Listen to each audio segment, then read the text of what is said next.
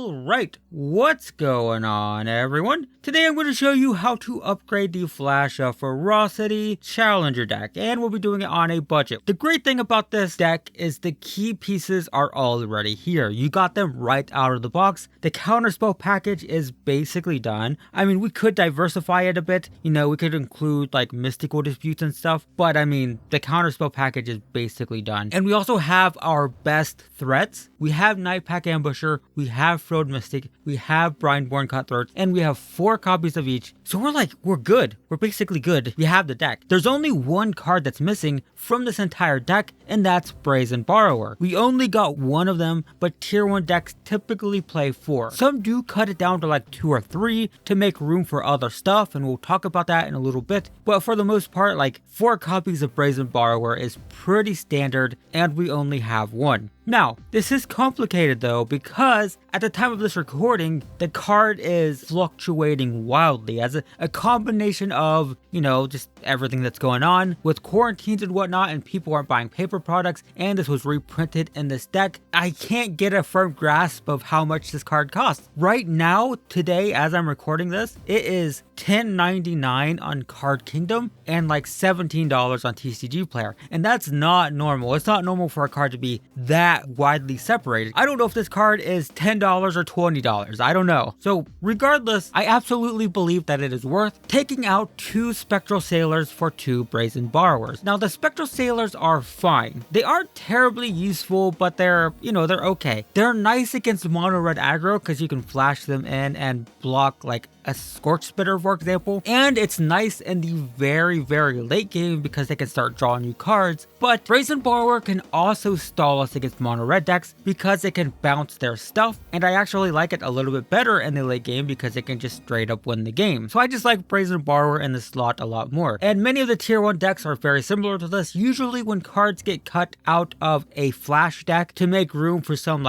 some specific card that an individual player wants, they typically cut Spectral Sailors. If most decks have 4 Spectral Sailors and someone really wants to run like Hydroid Crassus for some reason in a flash deck, they'll cut 2 Spectral Sailors because it's probably the weakest card in the deck. I mean, it's okay, it's perfectly fine, but it's not great. So yeah, Brazen Borrower, just too good. Definitely better than Spectral Sailor. Next, I want to remove the Unsummons, which, don't get me wrong, they can be very useful, but we are sort of filling that role with Brazen Borrower now because we have 3 of those now. So putting in 2 Brazen Borrowers means we can take out the 2 Unsummons. It's not perfect because Unsummons can bounce our own stuff in response to a board sweeper, so it's not exactly the same, but I think it's close enough that we could take out the 2 Unsummons and replace them with the 2 Sinister Sabotages that this deck needs. I would rather play 4 Sabotages. I would rather have 4 counterspells. I just don't think that Unsummons are as useful as an outright counter, and the Surveil is very handy. It's so nice to see a land on top and put it in the graveyard if you need to. So yeah, I think this is a worthwhile upgrade, especially now that we have 3 Brazen Borrowers for bouncing. So if you want to diversify the counter package, instead of putting in 2 Sinister Sabotage, you could put in 2 Mystical Disputes, which is totally fine. It's not quite as effective as a counterspell since the opponent does have a chance to pay mana to fizzle it, but on the flip side, it's a 1 mana counterspell against blue decks, which is pretty nice. And you can pull these right out of the sideboard if you want to. Like, you can put 2 Mystical Disputes in the main board and the slot, put the 2 Sinister Sabotages, these 2 extra ones into the sideboard. That's totally fine, I guess. One other way to improve the deck, in my opinion, is with Growth Spiral. Now, not every deck plays Growth Spiral, but I really like it. What's so great about it is it can ramp you into a turn 3 Nightpack Ambusher. Now, that's not the goal of this deck. Ideally, on turn 2, you want to play Quench and counter something, right? You want to counter a threat. You want to counter something that the opponent really needs to win the game. That's the first plan, and also you probably want to play Brineborn Cutthroat first, but if you don't have a Brineborn Cutthroat, and if you don't have anything to counter, if the opponent doesn't really play much on turn 2, being able to Growth Spiral, draw a card, and put a land into play so that you can potentially have a turn 3 Nightpack Ambusher, which will play on your opponent's turn, of course, is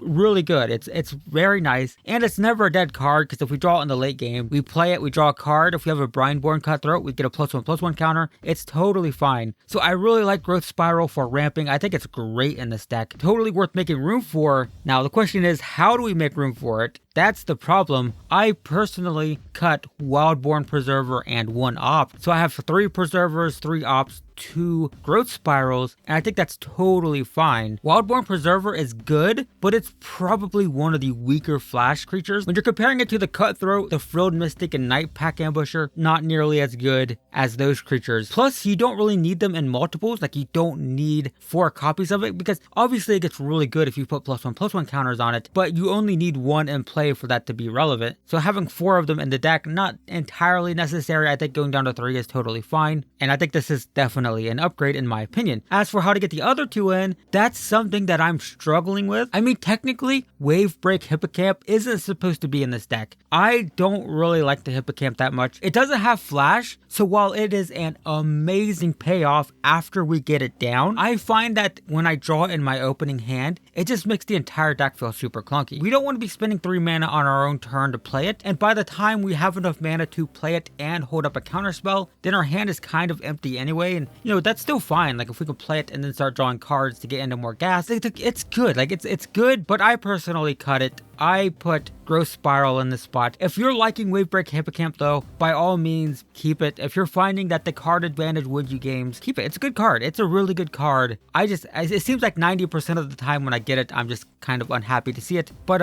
I feel like other people might feel differently, so if you're liking this card, by all means, keep it. And as for the 4th copy of Growth Spiral, personally, I only play 1 Thassa's Intervention in my deck, but honestly, I'm mostly only doing this because I only have 1 Thassa's Intervention on Magic Arena, so that's kind of why I put Growth Spiral in my deck anyway. Yeah, cool. Right, anyway, that's basically it. You can improve the mana base by upgrading Thornwood Falls for Temples of Mystery. I mean, scrying is super good. It's always nice to scry. Being able to, you know, put something on the bottom that you don't want, always nice. And you can also replace basic lands with breeding pools, but these are a little bit expensive. But if you happen to own any, they should definitely go in. And one other thing to note before I end this video is being recorded before Ikoria is released, but we might be getting, oh man, I'm really hoping this is good. I'm recording this, Ikoria doesn't release for like a week. This video might be released like right at the time of release or like a few days after or a week after, I don't know for sure, but Voracious Great Shark.